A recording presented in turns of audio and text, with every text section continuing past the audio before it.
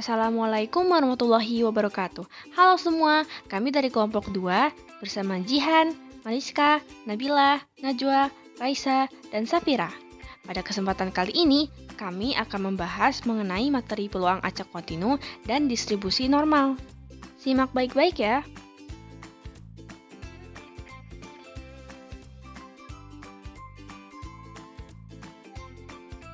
Apa itu variabel acak kontinu?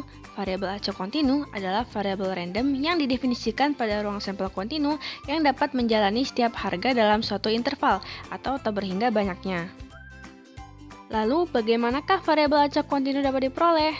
Variabel acak kontinu dapat diperoleh dari hasil mengukur, dan nilainya berupa bilangan real. Nilai-nilai variabel acak kontinu jika digambarkan pada garis interval berupa deretan titik-titik yang saling tersambung membentuk garis. Contohnya yaitu pada hasil pengukuran tinggi badan, hasil pengukuran suhu tubuh, dan lain-lain. Berikut adalah contoh variabel acak kontinu. Pada suatu kelas yang beranggotakan 35 siswa dilakukan pengukuran tinggi badan siswa. Dari data hasil pengukuran tinggi badan tersebut, diperoleh tinggi badan siswa tertinggi yaitu 175 cm dan terpendek 150 cm. Tentukan variabel acak yang menyatakan hasil pengukuran tinggi badan tersebut. Dari data tersebut kita bisa menjawab, jika tinggi badan siswa dinyatakan dalam T, maka nilainya adalah T lebih dari sama dengan 150 dan kurang dari sama dengan 175. Variabel acak T menyatakan tinggi badan siswa, maka T sama dengan T lebih dari sama dengan 150 dan kurang dari sama dengan 175. Selanjutnya yaitu distribusi peluang variabel acak kontinu.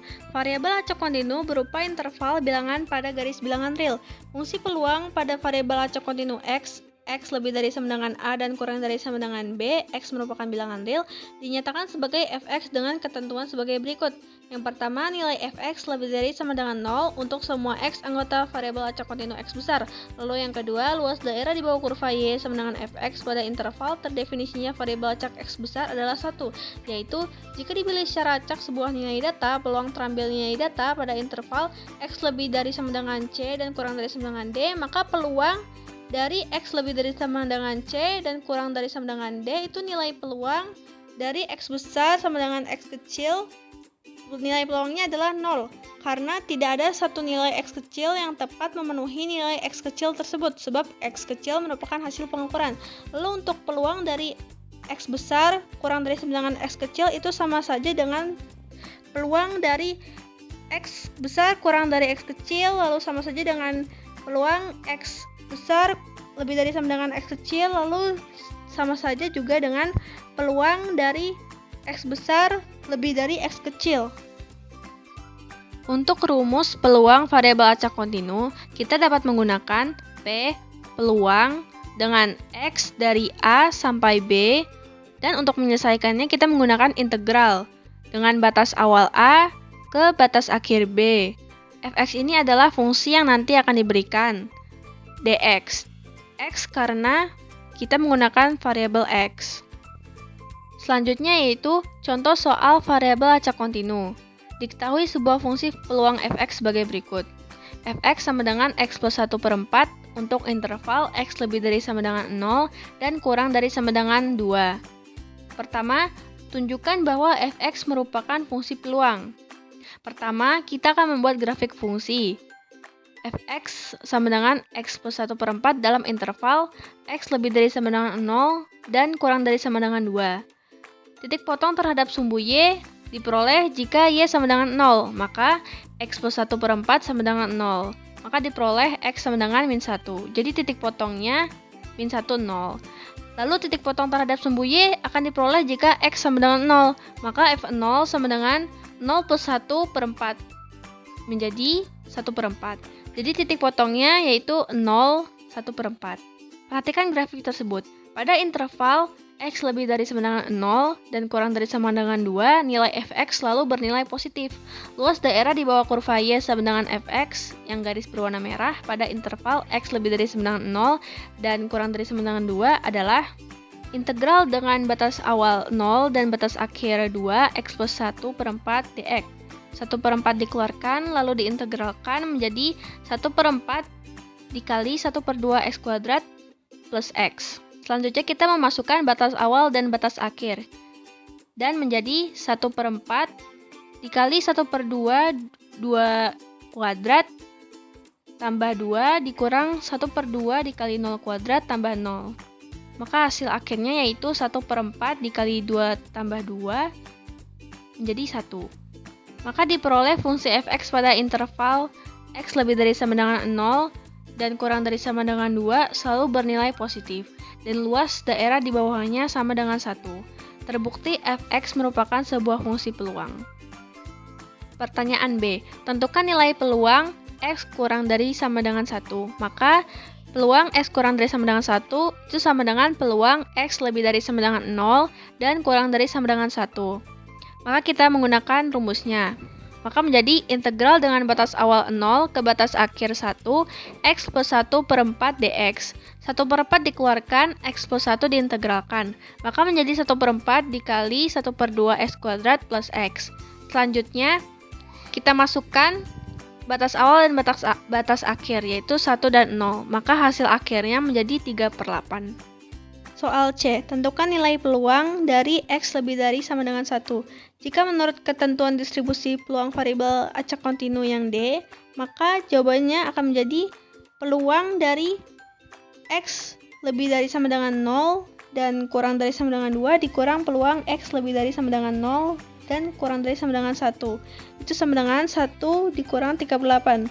Jadi nilai peluang dari x lebih dari sama dengan 1 yaitu 5/8. Oke, sekarang kita lanjut ke materi yang kedua, yaitu distribusi normal. Distribusi normal merupakan salah satu jenis distribusi dengan variabel acak yang kontinu dan disebut juga sebagai distribusi Gauss. Untuk penerapannya, distribusi normal ini sangat penting untuk dipelajari, terutama dalam melakukan analisis data statistika, karena akan memudahkan dalam melakukan analisis dan meramalkan serta mengambil kesimpulan untuk cakupan yang lebih luas.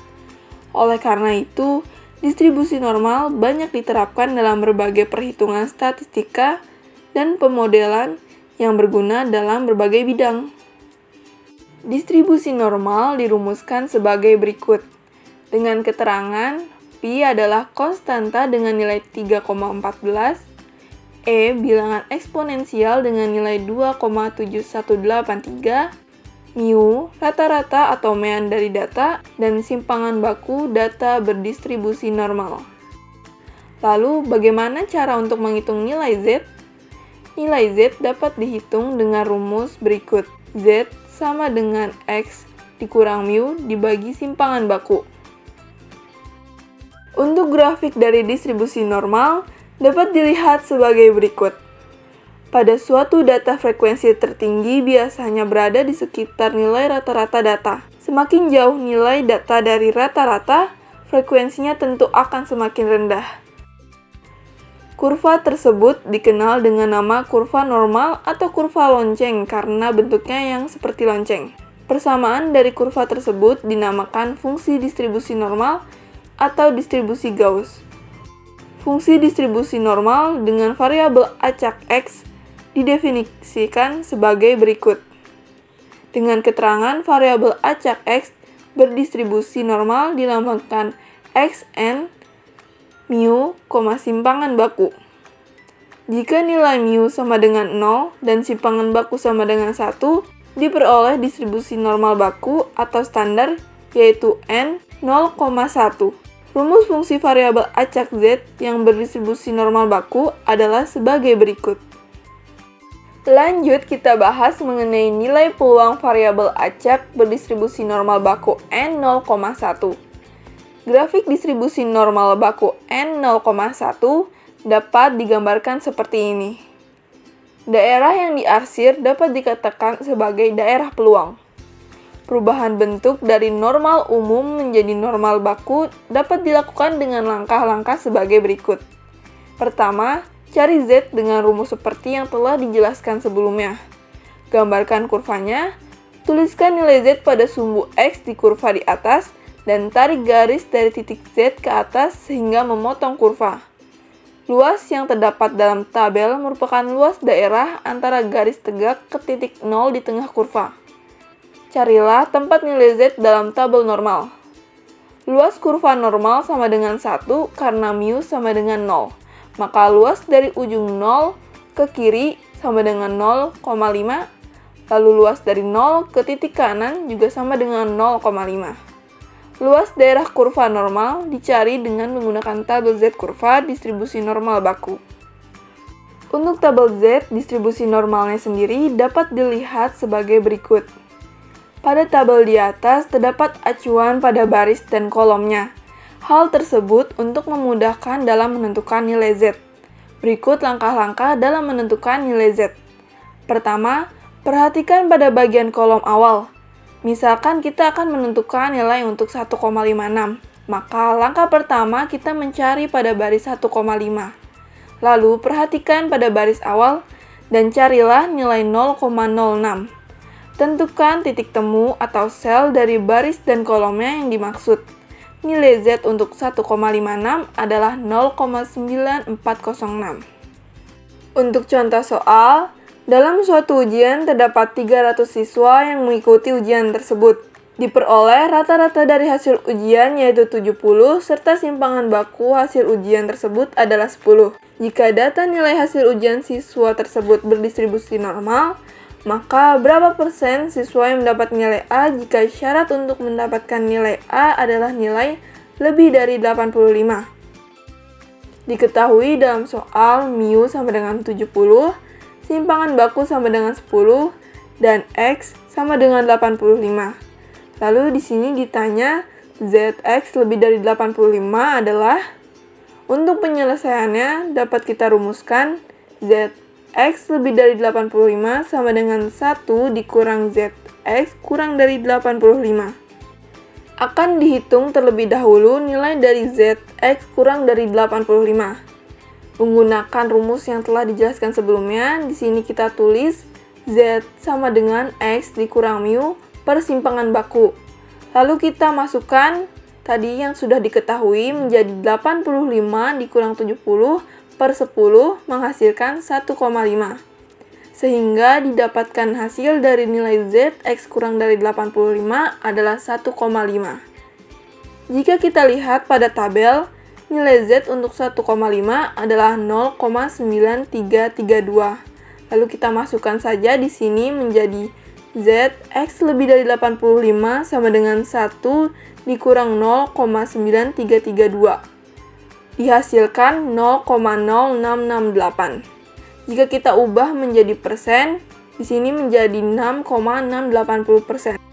Jadi, siswa yang akan mendapat nilai A terdapat sekitar 6,68%. Nah, cukup sekian pembahasan mengenai variabel acak kontinu dan juga distribusi normal dari kelompok kami. Mohon maaf bila terdapat kesalahan. Terima kasih telah menonton hingga akhir. Wassalamualaikum warahmatullahi wabarakatuh.